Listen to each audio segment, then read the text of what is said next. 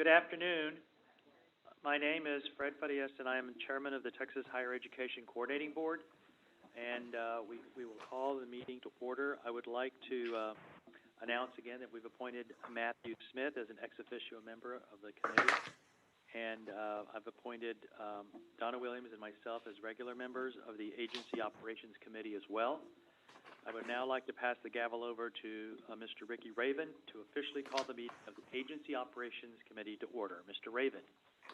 Good afternoon, Mr. Chairman. As the chairman said, my name is Ricky Raven, and I'm chair of the Agency Operations Committee.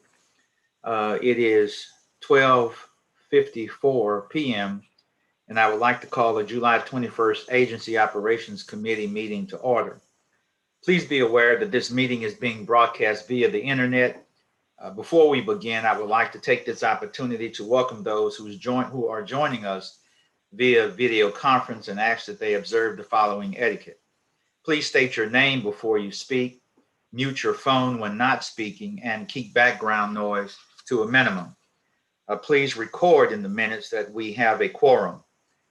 Agenda item number 2 is the approval of the minutes from the April 21st, 2021 Agency Operations Committee. Do I have a motion for the approval of the minutes? So moved. Motion made by Ms. Schwartz. Do I have a second? Second. Second by Ms. Williams. Any further discussion? Members all in favor say aye. Aye. All opposed say no. Neither hearing nor seeing any objection, the motion passes unanimously. Agenda item number 3 is public testimony. We do not have anyone registered to testify today, so we will go to the next item. Agenda item number 4 is consideration of approval of the consent calendar. The consent calendar includes items that can be approved without consent or discussion. This allows us to save time for other items that need more of our attention. The consent items are the highlighted items in gray on the agenda. Of course, any board member can request that an agenda item be added to or removed from the consent calendar. As discussed in earlier committees, the board will consider the delegation of authority to the commissioner to approve GEAR-funded grants and contracts under $1 million tomorrow. So we have placed the following item on the consent calendar for consideration. Agenda item 5D. Consideration and possible action to approve the solicitation and/or procurement of software licenses, software as a service, solutions, contracts, staff augmentation services, consulting, and professional services using up to $4 million in the Governor's Emergency Education Relief Fund to support the completion of the agency's legacy application portfolio modernization projects. Members, would anyone like to remove this item from the consent calendar? Seeing nor hearing any such request, do I have a motion to approve the consent calendar? So moved. So moved by the chairman. I will second. Any further discussion? Members all in favor say aye. Aye. All opposed say nay. Neither hearing nor seeing any objection, the motion passes unanimously. Agenda item 5A is a report on grants and contracts, including those exceeding $1 million. This item does not require any action. Members, the reports were included with the agenda materials that you received prior to the meeting. Ms. Linda Natal, Director of Contract and Grant Management, and Ms. Nicole Bunker Henderson, General Counsel, are available if we have any questions. Members, do you have any questions of Ms. Natal or Ms. Bunker Henderson? Hearing none, we move to the next agenda item, which is agenda item 5B, is an update on fiscal year 2021 key security initiatives implementation roadmap. Ms. Jin Sun, Assistant Commissioner for Information Solutions and Services and the Chief Information Officer, will present this item and be available for questions. Ms. Jin Sun, good afternoon. Good afternoon. Thank you, Mr. Chairman.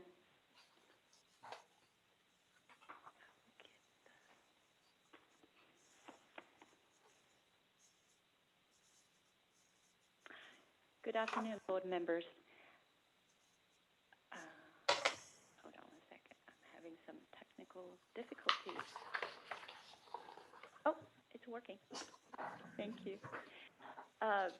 Mr. Chairman, board members, during this presentation, I will give an overview of the agency's cybersecurity framework, provide you with an update on the fiscal year 2021 assessment results, and introduce the fiscal year 2022 roadmap. So the core mission of the agency cybersecurity framework is to assess and improve our agency's ability to prevent, detect, and respond to cyber incidents. The framework uses business drivers to guide cybersecurity activities and considers cybersecurity as part of the agency's overall risk management program. It aims to meet the agency's unique business needs by taking its people, process, and technology into consideration.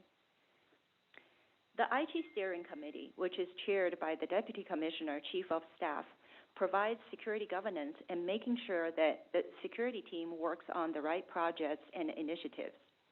Security governance works very closely with the Agency Information Security Management, which is responsible for implementing the security program. The information security operations are responsible for executing and managing security-related activities and processes on a daily basis. As a state agency, the coordinating board is required by the statute to go through a biennial review of its information security program for compliance with the standard set forth by the Texas Cybersecurity Framework. In the first quarter of this calendar year, AT&T Cybersecurity conducted an assessment on the 42 control objectives implemented at the agency. The final report, along with the key recommendations, was presented to the board at the April AOC meeting. During the assessment, AT&T assessed and evaluated the maturity level of each of the 42 controls on a scale from 0 through 5. The maturity scores refers to an agency's ability and degree of readiness to mitigate vulnerabilities and threats from hackers. The agency received an overall maturity score of 3.3 in 2021, which means we have well-documented policies and procedures that cover all the controls outlined in the Texas Cybersecurity Framework. Since 2017, the security team has been able to make steady progress, improving the overall maturity score of the agency's cybersecurity framework. I would like to take this opportunity to give thanks to the board, the agency leadership, General Counsel, Procurement, Human Resources, and all the agency staff for their collaboration and strong support. So among the key recommendations, AT&T highlighted the need for the agency to develop a strategy to help enforce sustained minimization of accounts with elevated access, and for the security team to establish a more formal process to manage baseline configurations. To support the agency's future cloud environment, the security team should engage General Counsel and the procurement team to establish formal contractual security requirements for cloud technologies. So looking forward, with the goal to continue to improve the agency's security posture, at the beginning of each fiscal year, the Information Solutions and Services Division publishes a key security initiative's implementation roadmap.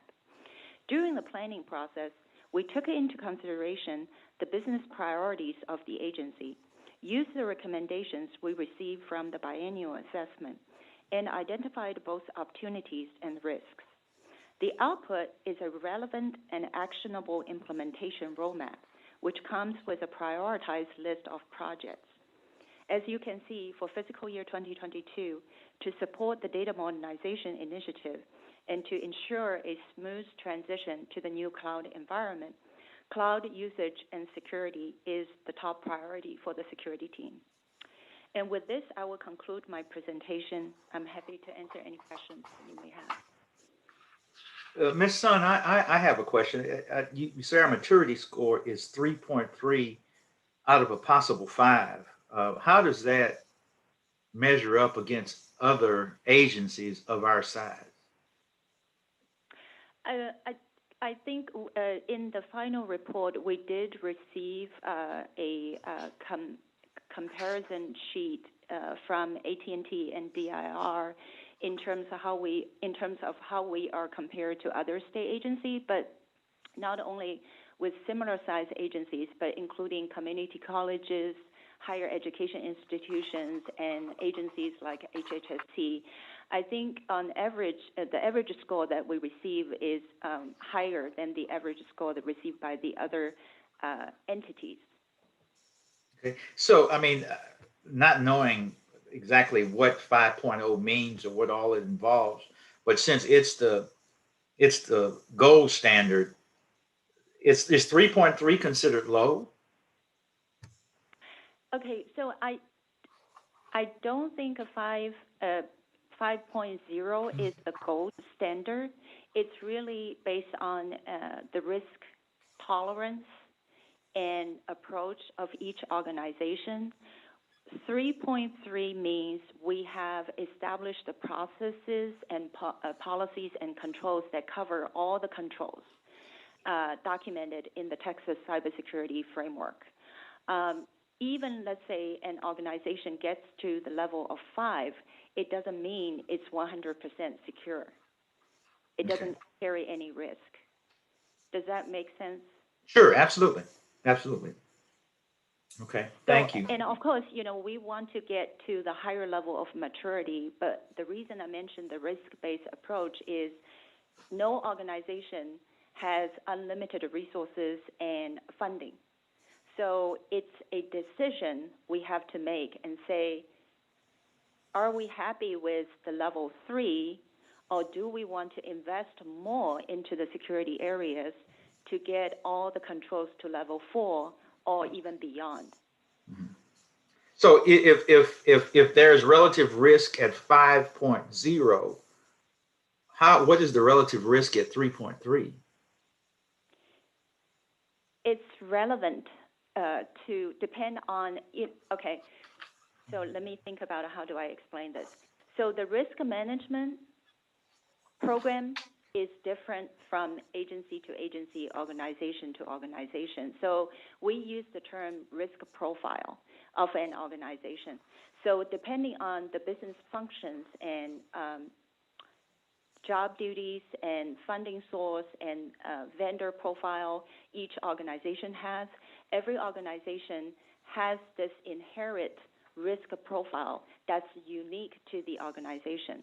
So when I don't have a number that we can quantify the risk level for an agency like us with average score at 3.3, but there are risks. But as I said before, even an organization get to level 5, the risk is not going to 0. Right. Okay. All right.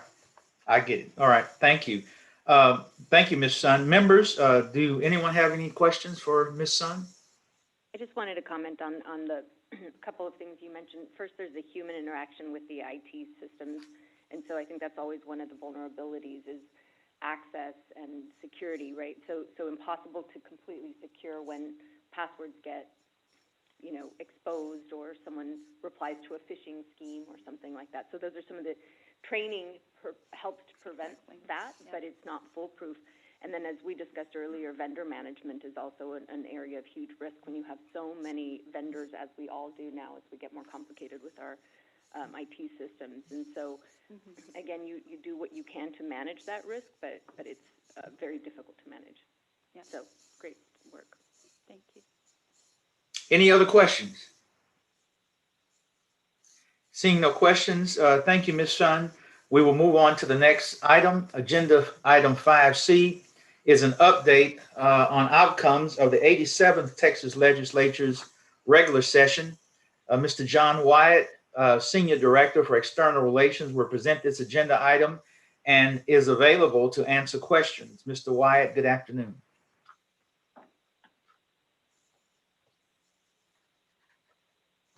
Good afternoon.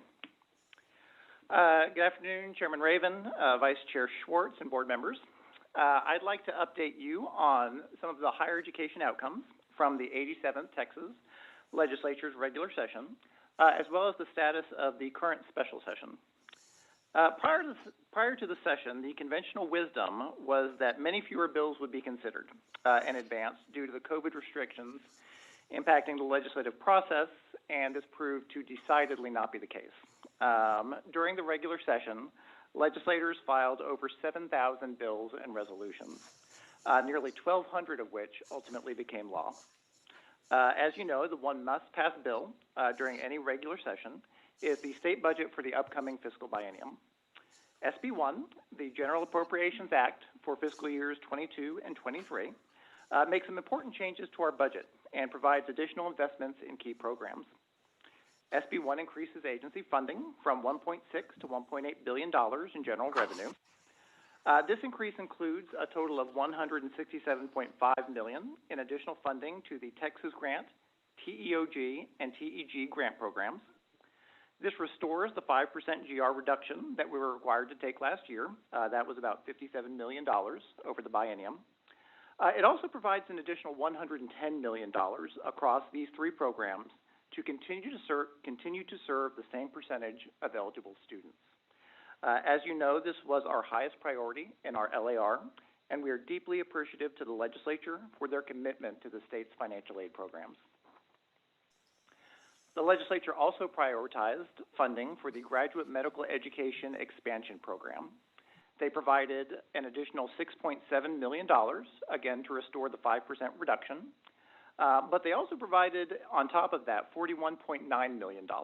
And that was the amount that will allow the state to maintain the 1.1-to-1 ratio of first-year residency positions to medical school graduates. Again, we're very thankful to the legislature for that investment. Finally, the coordinating board was provided about $749,000 to help fund the agency's move to the Capitol complex, which is scheduled for next year. The budget also reallocates $9.5 million and 29 full-time equivalent positions from UT Austin to the coordinating board. This is, as has been mentioned earlier, a function of the transfer of Texas OnCourse to the agency. So the appropriations bill finalized the transfer of those resources to the coordinating board so that they will come directly to us beginning September 1. And then there was legislation enacted, HB 2827, that formalizes that transfer in statute. So we were able to accomplish both of those aspects of the transfer. The budget also makes several administrative changes, including reducing the number of budget strategies in our bill pattern, as well as exempting FTEs that support the College Access Loan Program from the calculation of the agency's FTE cap. I believe Assistant Commissioner Martin is going to talk in a little more detail about the impacts of those changes. However, these were very important changes that we requested to provide the agency with improved efficiencies across programs, to allow greater flexibility in responding to changing needs and priorities, and to better service our students, institutions, loan borrowers, and all other stakeholders who benefit from our programs. Overall, the state's higher education budget increased by 2.2% in general revenue. This included an additional $380 million to maintain formula funding rates for general academic and health-related institutions at their FY 2021 levels. So that's kind of my summary on the budget.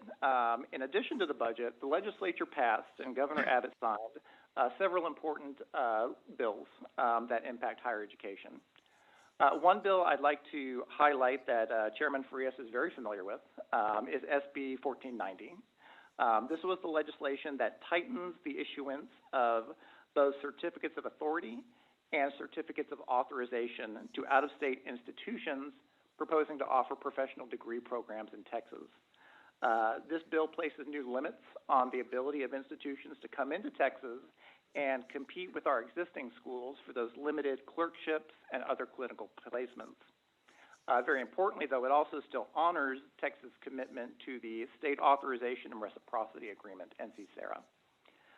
This bill passed unanimously in both chambers of the legislature, and that's really a testament to the strong partnership being built between the agency and Texas institutions. Another piece of legislation, SB 1888, this establishes the Texas First Early High School Completion Program. So this program will allow public high school students who demonstrate early college readiness to graduate early from high school. It also creates the Texas First Scholarship Program.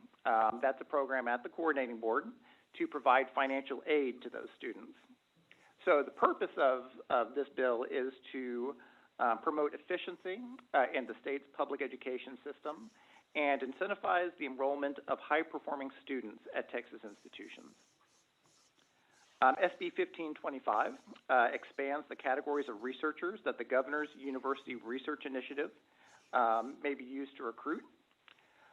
It expands it to allow additional recognitions that will allow institutions to identify and recruit more up-and-coming researchers to Texas. As you know, research is a major focus of the 60x30 TX refresh currently underway.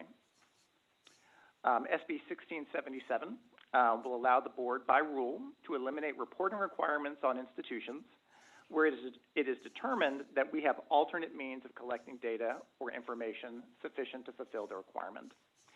This will help ease reporting burdens on institutions by employing our data resources to meet legislative requirements, particularly as we expand the accessibility and applicability of our data through the Data Modernization Initiative. There were also a couple of bills that were specifically targeted at our community technical and state colleges.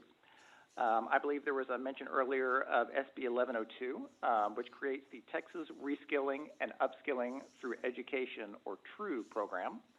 That's going to be a grant program administered by the coordinating board to provide awards to two-year colleges for creating, redesigning, or expanding workforce training programs that lead to industry certifications or other workforce credentials in high-demand occupations.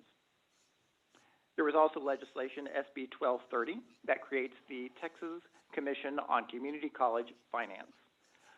This commission will make recommendations on funding for public junior colleges. The commission may consider several policy and finance matters, including workforce demand and skills gaps, dual credit programs, variations between taxing districts and service areas, student graduation, transfer, and success metrics. The coordinating board is charged to provide administrative data and analysis support as necessary. So those are some of the highlights, some of the big bills from the regular session. You'll also be receiving shortly a comprehensive summary of higher education legislation. Those of you who've been with the board for a little while know that at the end of each regular session, External Relations produces this report to provide you key information on all bills that were passed that impact higher education. So we will be providing hard copies to our board members as well as posting it online. Finally, as you're all no doubt aware, the legislature is currently meeting in its first special session called by the governor. So the current session began on July 8th and can meet for no longer than 30 days. However, the governor can continue to call the legislature into additional special sessions for up to 30 days at a time. In addition to the current special session, Governor Abbott is expected to call legislators back for at least one more special session in the fall, specifically to tackle redistricting and the distribution of about $16 billion in federal funding. Staff will continue to monitor the current and future special sessions, and will continue to serve as an information and analysis resource to legislators and their staff. With that, I'm happy to answer any questions. Thank you, Mr. Wyatt, for that excellent update. Members, do you have any questions for Mr. Wyatt? Yes, Mr. Chairman. So you mentioned that there's going to be about $16 billion in funding that will probably be tackled in a second special session. Is any of that funding critical to some of the programs that we're talking about today, particularly those that are tied to, I believe it's called GEAR funding? And I should differentiate. So the funding that they're going to be addressing is not GEAR funding. GEAR was a specific program appropriated through the various federal stimulus bills. But there was also in the most recent round of federal stimulus money that was appropriated to the states to be used. So that $16 billion is not GEAR funding, but it is still federal stimulus funding. Okay, so, but is any of that crucial to the initiatives we're talking about today? A lot of them talk about millions of dollars of funding. I don't know if they were covered in the most recent session entirely, or if some of them are being counted on for the next special session. Well, I will say that, you know, the legislature is going to have to make some decisions about that $16 billion in funding. There's certainly no shortage of purposes that legislators and others would be interested in using that for. And that's ultimately going to have to be, they're going to have to prioritize where those funds are invested. Thank you. If I could chime in on that. So first, all the initiatives that John has described and we'll be discussing further at the board meeting, the GEAR initiatives are all funded separately through that allocation that was made by the governor and the legislative leadership. Now that said, this session we had some important advances in policy and commitments of financial aid by the legislature and by the governor. We're very grateful and appreciative. I think in particular I'd want to call out Deputy Commissioner Ray Rodriguez and Liz Boland. The ER team did excellent work in close partnership with our institution. So we committed at the beginning of the legislative session, at the beginning of when I stepped into this role as commissioner, that we wanted to be a resource, a credible partner, and an advocate for Texas higher education. And I'm very proud of the work that we were able to do in a very challenging session in partnership with the institution. All that said, there were a number of important initiatives. John mentioned a couple of them that passed without funding, or there were also some important priorities that were discussed but not advanced, in particular like facilities funding for universities. There's not been a tuition revenue bond bill passed in several sessions, and we're long overdue for that. That bill was taken up in the House. Ultimately, that did not pass. The true bill passed, but without a state appropriation. The coordinating board, with support from the legislative leadership and the governor, will help launch that initiative, but there was not a state appropriation made for that. There was the bill passed that created a comprehensive regional universities an initiative and incentive funding for regional universities. That bill passed, but without funding. So there are a number of places where I think it still feels like the work is incomplete, and so we want to work closely with policymakers leading up to that fall session and continuing to build momentum through this interim and into the next regular session. We can help make the strongest possible case for sustainable, recurring funding for our institutions. Any other questions for Mr. Wyatt? Hearing none, Mr. Wyatt, thank you for that excellent report. We will move on to the next item. Agenda item 5D was approved on the consent calendar. Agenda item 6A is a review of the fiscal year 2021 financial report to the board. The item does not require any action. Mr. Ken Morton, Assistant Commissioner for Financial Services and Chief Financial Officer, will present this item to the committee and is available for questions. Mr. Martin, good afternoon. Good afternoon, Mr. Chairman and committee members. This particular item I bring before the board every quarter, every meeting, and this report is through third quarter of 2021, so September 1st through May 31st. No real notable items. There's a couple things to point out. The College Access Loan Program, our largest loan program, which I'll talk a little bit about bond sale coming up, was down about 8%, and that was anticipated because with the pandemic, a lot of online learning, home learning, et cetera. So hopefully some of the expenses for some of the students went down. And then also, as you heard, previous discussion regarding the Texas On-Course program that was transferred to the coordinating board, that is built into the budget for the College Readiness and Success Division, the A.1.1, because we have to put it into an existing strategy. We can't create a strategy. We have to follow what's in our bill pattern. The board had approved back in October a resolution to authorize the agency to sell bonds to help fund the College Access Loan Program, of which we just closed on 2 issues for bonds in July. And I'm pleased to say one issue was for funding, new money to fund student loans for next academic year that's coming up here, really starts for us about in August. And the market was still very favorable, and we had a true interest cost of bonds that spread from 4 years to 24 years, and that combined average interest cost was only 2.1%. So that allows us to set a rate on the student loans of 3.75%. We are capped at how much or how high we can set that interest rate by the IRS. So the 3.75%, for comparative purposes, the federal direct, which is for the undergraduate students, is at 3.73%, but they charge a 4% origination fee. So the yield on ours is actually lower than even the federal loan out there. And then the graduate loan is 5.28%, and our rate is for both undergraduate and graduate. We don't distinguish between the two. So that was a really good win for the program, for students, current and future, that will be attending higher education and may need to access this program. We also refinanced. We sold bonds to refinance, pay off some older bonds. So similar to refinancing a house, a mortgage, you're going to get hopefully a lower rate loan, in this case bonds, to then turn around and pay off what would necessarily be at a higher rate. And that's what we did.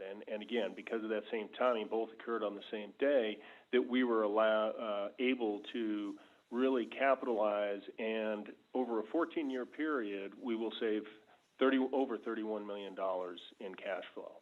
So that's just fantastic. Again, building the strength of the program, making sure it's viable, making sure it's self-sustaining is what we've been trying to do.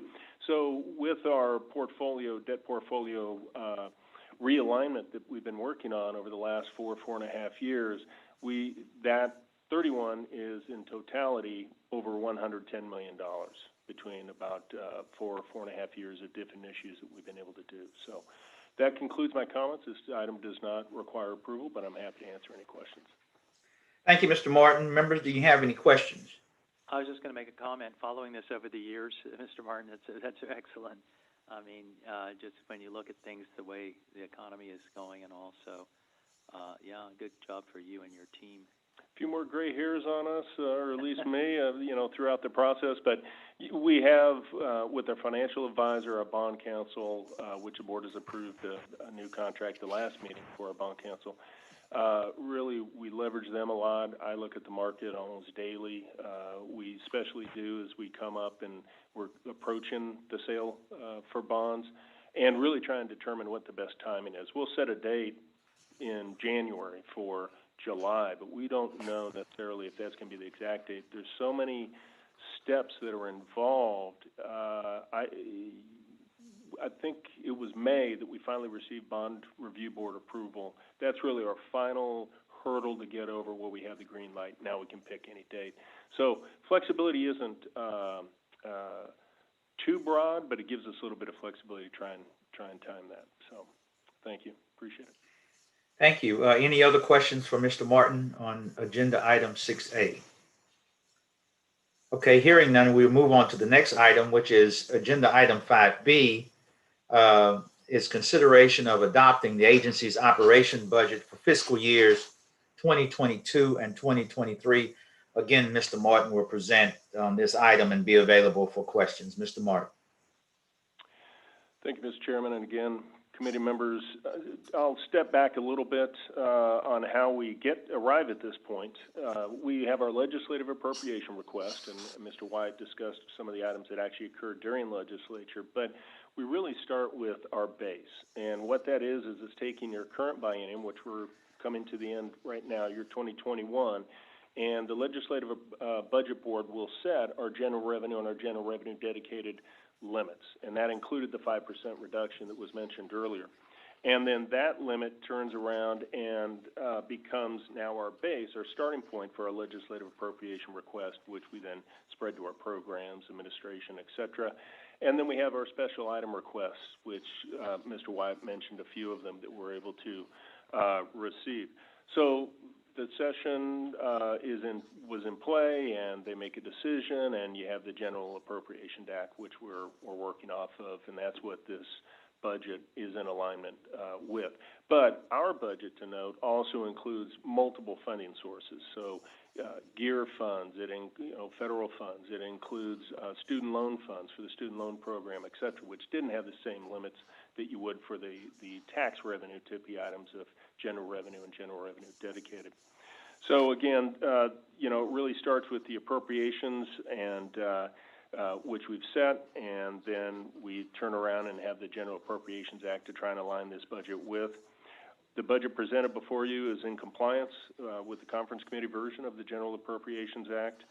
The point to note, some of the strategies were consolidated for efficiency purposes. So we went from almost 54 strategies down to approximately 32. And what we tried to do was the big alignment, as you can see in the A11 strategy, and you all should have a printout that looks like this is we had so many one-off admin type strategies or funding line items that they became very restrictive and didn't allow the agency a lot of flexibility and utilization of those funds. So we were able to have considerable consolidation, which predominantly went into the agency operations, as well as our loan repayment programs. And again, what that allows us is some more efficiency, flexibility, and utilization of those funds to be able to move those to any one given program within a year or area that may need that funding more, and allow the agency to be a little more adaptable. Also, the note includes funding that Mr. White talked about for the facilities move. That is in the fiscal year 23 budget, as well as our CAPS, our central accounting payroll processing system. We are currently on CAPS for HR and recruiting, and the agency is scheduled by the comptroller to convert over to that system for financial purposes. Their current system, USAS, is being phased out, and this is a PeopleSoft-based platform. Let's see, John did note a couple items, the student financial aid, recovering the 5%, as well as a $110 million adder, GME, and then another point to note is just the Texas Child Mental Health Care Consortium received approximately $20 million, $9.5 million from this year. It also includes funding for the Texas On-Course Initiative, which we've discussed previously. That is its own strategy now that you can see with its own dedicated funding. It also includes, as I mentioned, the GEAR funding that we still have remaining for fiscal year 22. So GEAR funding that we have now will carry over into fiscal year 22, but will more than likely is scheduled to expire at the end of June of 22. So it'll only be within fiscal year 22, and that's what we have in this budget. We did include it with the Perkins program, the college or the career technical education program, the C11 program, and then as Mr. White noted, that we did receive the change in our rider for our FTEs, so that was nice, because what we were running against in prior years when we had reductions, sometimes we had more FTE authorization than we did funding, and to note, the General Appropriation Act obviously gives us funding, but it also limits your FTEs. So sometimes we had more FTEs, but we started getting more funding, but we weren't getting more FTEs. So then we've had, the money, and it was, okay, now where do you dedicate a limited resource of your personnel? Well, this allowed us to free up some of that, and also allow potentially for that college access loan program, which is self-funded, to grow on its own and not have to fight for resources against and potentially negatively impact the rest of the agency. So with that, and I'll conclude my comments, and staff does request your approval, and happy to answer any questions. Thank you, Mr. Martin. I misspoke. That is actually agenda item 6B, which is the consideration of the fiscal year's budgets for 22 and 23. I think I said 5B.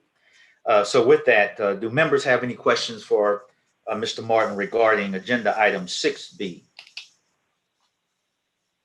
Mr. Raven, you're correct. You corrected yourself correctly. I noticed Well, that. That's what they pay me for,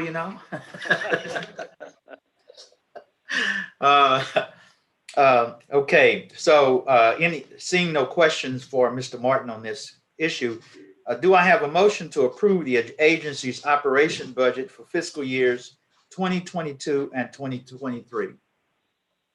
I'll move. Motion made by Ms. Schwartz. Do I have a second? Second. Second by Ms. Williams. Any further discussion? Seeing no further discussion, members, those in favor say aye. Aye. Those opposed say nay. Neither hearing nor seeing any objection, the motion passes unanimously. Thank you, Mr. Martin.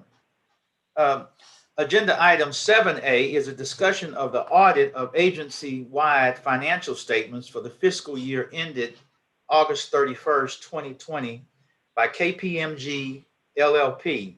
This item does not require any actions. I think we have a representative from KPMG who will present this item as an available for questions. Is that Ms. Warren? Is that correct? Yes, sir, it is. All right, well, good afternoon. Good afternoon, and thank you, Chair, Vice Chair, and committee members. I also have Shannon Canals on the phone, who's the audit manager. But it is our privilege to present the results of the August 31st, 2020 audit. If we move into the deck, a couple of slides, there'll be some required communication. Keep going, please.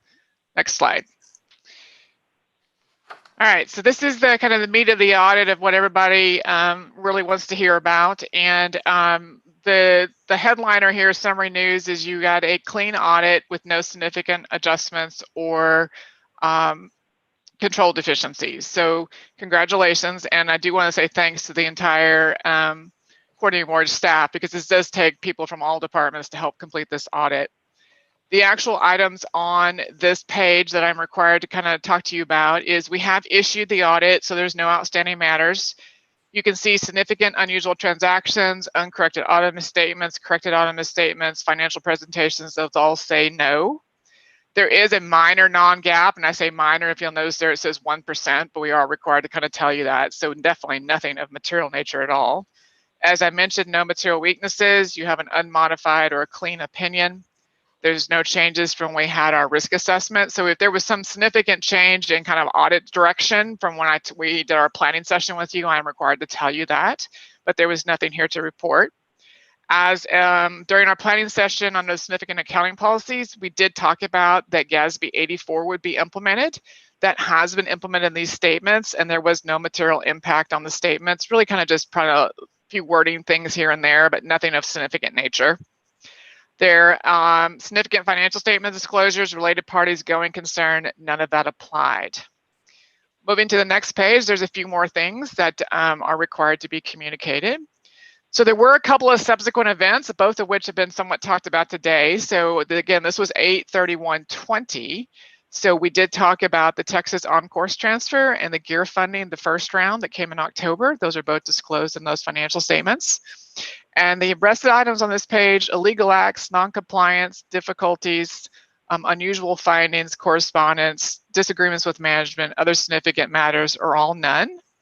There is some written communication in the official report that was issued that this is a summary of. You will see the management representation letter that your team signed, representing that everything they talked to us, gave us, represented to us was true and accurate.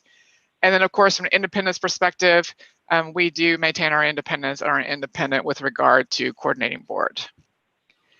The next slide is the estimates.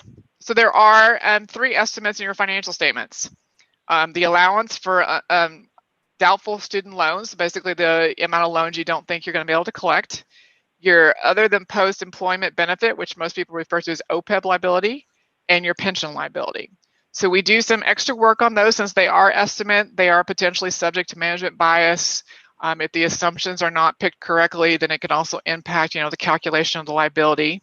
And what we found under audit findings is all the key factors and assumptions, including possible management bias, were reasonable compared to industry standards. And so there was nothing further to report on these 3 estimates. That is the actual required communication. So short, sweet, to the point, but any questions that Shannon and I or Ken and his team can answer? Thank you, Ms. Warren. Any members, any questions for Ms. Warren or her team? Seeing no questions, Ms. Warren, thank you for that excellent report. Have a great day. You're welcome. You too. Moving on to the next agenda item, which is agenda item 7B, is consideration of adopting the annual internal audit plan for fiscal year 2022. Mr. Mark Pale, Assistant Commissioner, Internal Audit and Compliance, and Mr. Paul Mayer, Assistant Director, Internal Audit and Compliance, represent this item and are available to answer questions. Gentlemen, good afternoon.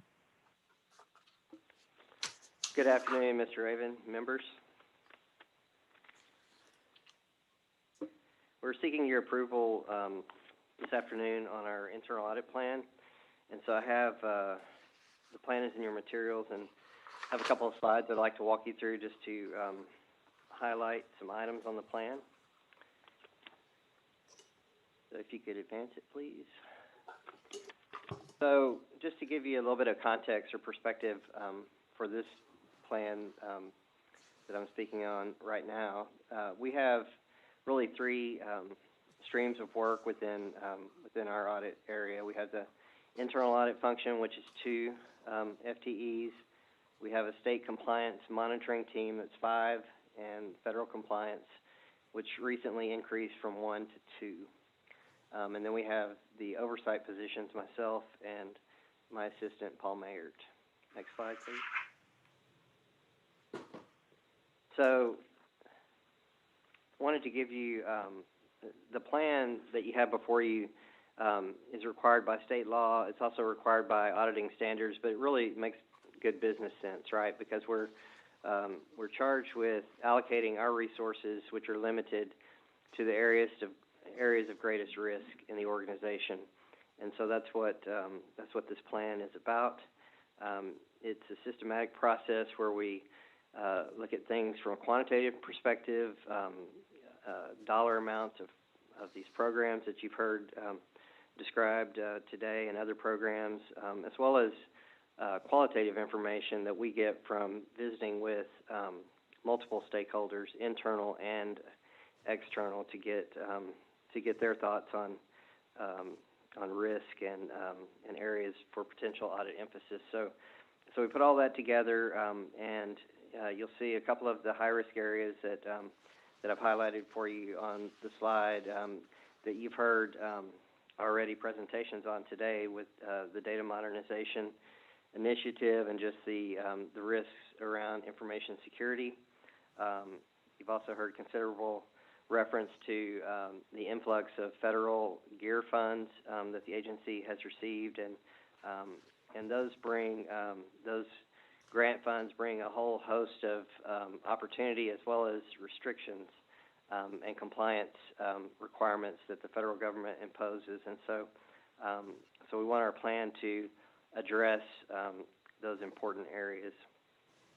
We also have some required areas that we cover every year. We keep an active list of our audit recommendations, as well as recommendations made by other audit organizations, and we follow up on those corrective action plan implementations. We perform investigations of any items that are brought to our attention, either directly referred to us or potentially directly reported to us or potentially referred to us by other organizations such as the State Auditor's Office. You just heard Susan Warren's presentation on the external financial audit, and we provide assistance to her team in that area. And then lastly, for required areas, once every 3 years, we are required to undergo an external quality assurance review. And so this coming fiscal year, that interval will be up, and we'll be selecting a vendor to provide that service as well. Next slide. This is just kind of, again, a reminder of some of the things that we consider as we develop this plan.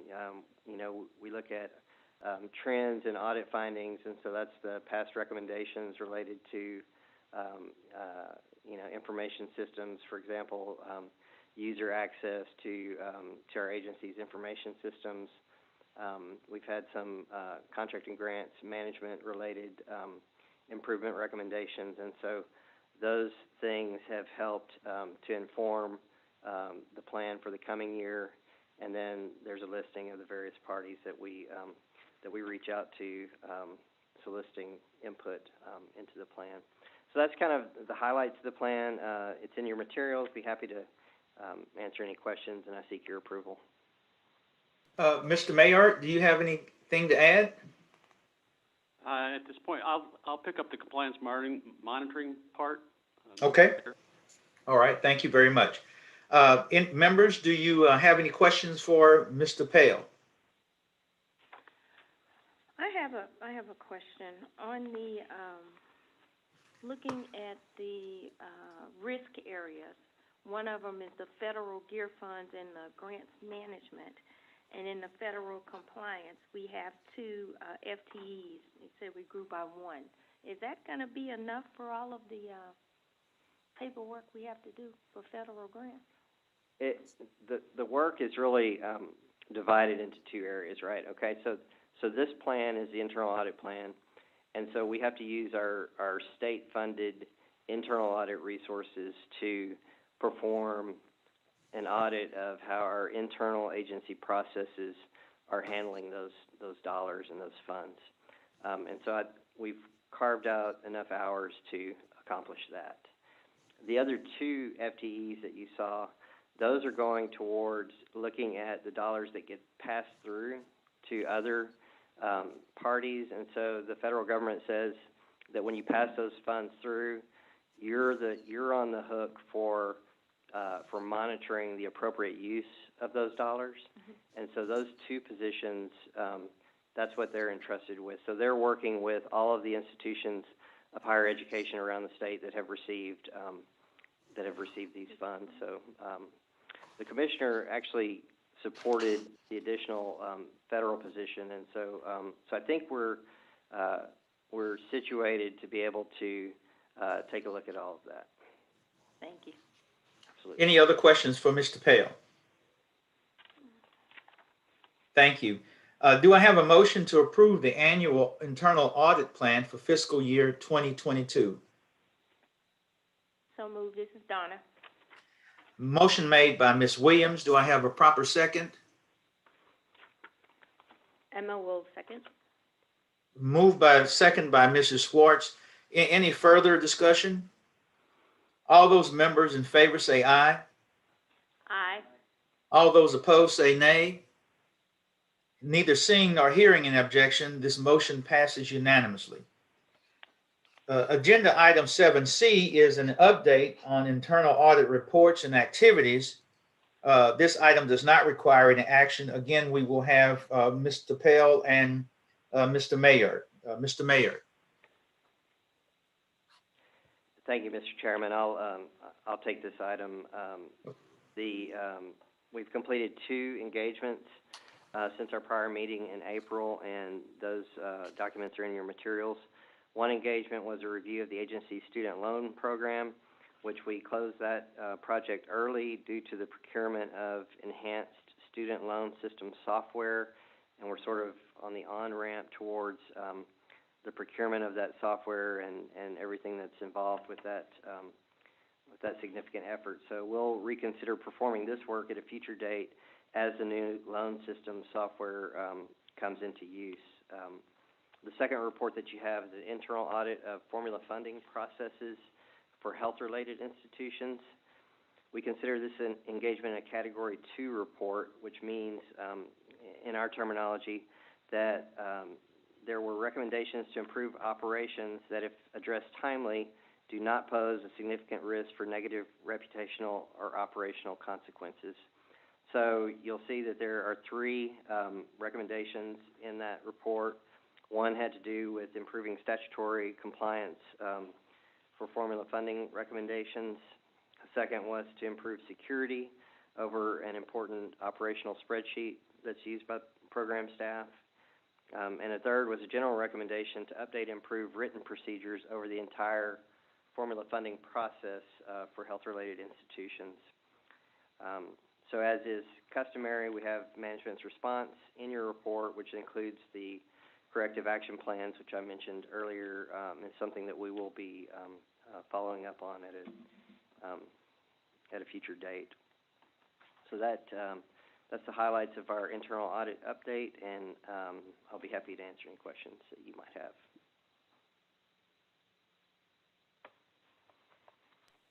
Thank you, Mr. Pale. Members, do you have any questions for Mr. Pale?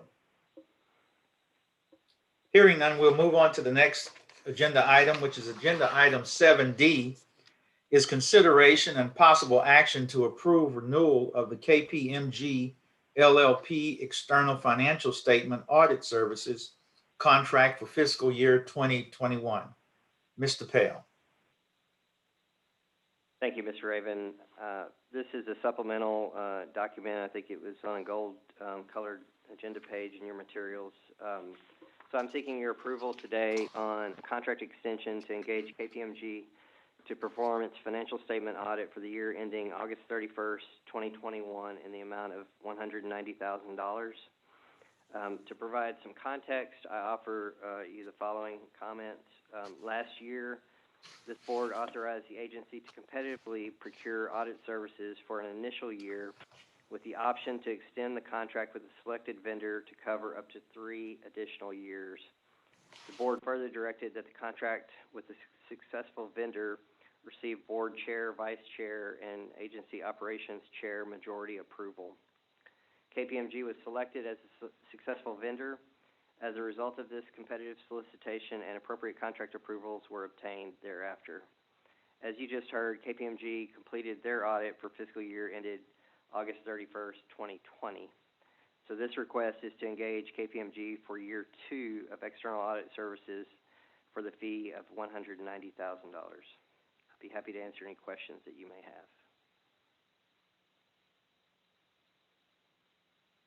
have. Thank you, Mr. Pale. Members, do you have any questions? I'll make a motion for approval of the renewal of this KPMG LLP External Financial Statement Audit Services contract for fiscal year 2021. Can I get a proper second? Second. Second by Ms. Schwartz. Any discussion? I think that was Ms. Williams. I'm sorry. I'm sorry. You both sound the same. I apologize. No worries. Very nice, I might add. Keep it coming, keep it coming. There you go. Any further discussion? Members, those in favor say aye. Aye. Aye. Those opposed say nay. Neither hearing nor seeing any objection, the motion passes unanimously. Next item is agenda item 8A is consideration of adopting the annual state compliance monitoring plan for fiscal year 2022. Mr. Pale and Mr. Mayor, gentlemen. Thank you again, Mr. Raven. We're seeking your approval today on our state compliance monitoring work plan, and I'll ask my assistant, Mr. Mayer, to walk through the highlights of that plan. Mr. Mayer. Thank you. Chair, Board, we have the state compliance monitoring work plan here. If I just advance the next slide. You'll see this is very similar. You'll see a lot of stuff that's similar to what we just did for the internal audit plan. This is the same slide that you saw before. We're highlighting that what we're looking at now is those 5 FTE dealing with the state compliance monitoring function. So that's the chunk that the FTEs that we have to support this function. Next slide, please. This plan, again, is derived using a systematic process. We look at both qualitative and quantitative information and seek as much collaborative input as we can to understand the risks that are involved at the agency, as well as the risks in the data integrity that we look at throughout all of the state institutions. This plan is divided into a couple of different major areas. The risk-based area, you can see, is divided into 3 areas. The data integrity piece primarily is formula funding. We want to just provide some additional assurance there that the information that we're relying on, that we're gathering, that we've talked about in all of the data that's so valuable to us, that it's as accurate as possible. The second big chunk is the financial assistance piece. We send out a significant amount of money to our institutions to assist our students in their education. We want to make sure that that compliance is as accurate as possible. And lastly, the last legislative session, 2 years ago, the compliance with sexual misconduct related statute was added. That's the other major chunk of the risk-based portion. And in addition, we have other areas that we'll also be looking at. Again, follow-ups on prior recommendations that we made. Again, the external peer review will also be covered in our compliance monitoring piece. And those are the major chunks that we have. And then the last slide, please. And then this is just some additional information regarding the state compliance monitoring plan. A lot of the information we look at for this plan is a little bit more quantifiable, just because we're relying on a lot of financial information across a number of institutions. But we do seek as much qualitative information as well, collaborative information from our program areas that relate to these as far as different concerns that they might have. And lastly, this list of the statutory risk assessment categories is listed here, as well as on the plan and as well as on the blue page. And we follow those as well. You will find the plan was in the electronic information, and I believe you got an additional handout that is the plan itself. There's 12 institutions on the formula funding plan and 13 institutions on the financial aid plan, as well as the time needed for the misconduct reporting. And with that, if you have any questions, we seek your approval. Thank you, Mr. Mayert. Members, do you have any questions for Mr. Mayert on the compliance proposal? Seeing none, may I have a motion for approval of the annual state compliance monitoring plan for fiscal year 2022? So moved. This is Donna. Motion by Ms. Williams. Can I see a second? I'll second, Emma. Second by Ms. Schwartz. Any further discussion? Members, those in favor say aye. Aye. Aye. Those opposed say nay. Neither seeing nor hearing any objection, the motion passes unanimously. Agenda item 8B is an update on compliance monitoring reports and activities. This item does not require any action. Mr. Mayart and Mr. Pale. I'll go ahead and pick this part up, Chairman, members. This is an update on our state compliance monitoring work. As you might notice, we're trying to clean up our nomenclature a little bit as far as how we refer to these different pieces. We used to refer to this area as just compliance monitoring. This chunk is really a state compliance monitoring that we just talked about the plan for. We also have the federal compliance monitoring piece that Ms. Williams spoke to a little bit. and that's listed on this update as well, but just bring you up to speed a little bit there. There were 14 projects that were completed since our last meeting in April, and there's two that I just want to highlight just a little bit.